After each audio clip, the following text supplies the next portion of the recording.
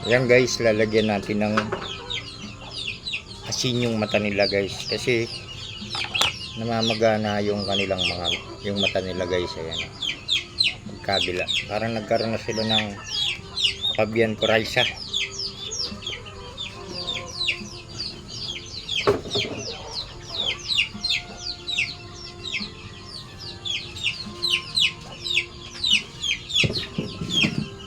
Subukan natin guys,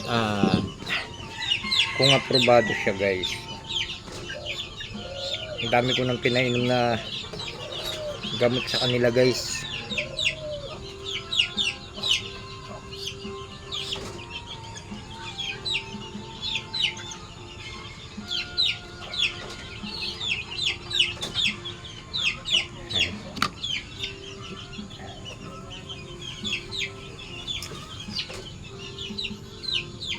Saka yung namamaga yung mukha nila guys, oh.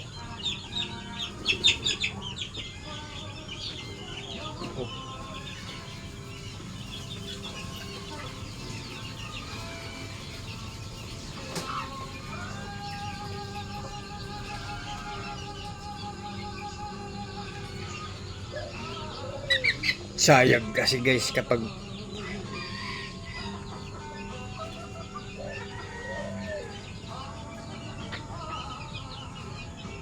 dati guys, napakaano ko sa sisiw. Hindi ako basta-basta nagkakaroon ng sakit na yung ano.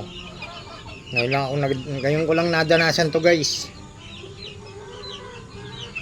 Pagkasariling sisiw ko guys.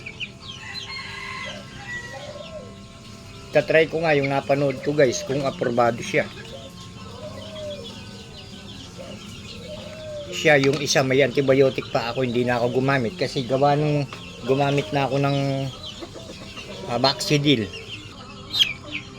Sayang kasi guys kung pababayaan lang natin. Kasi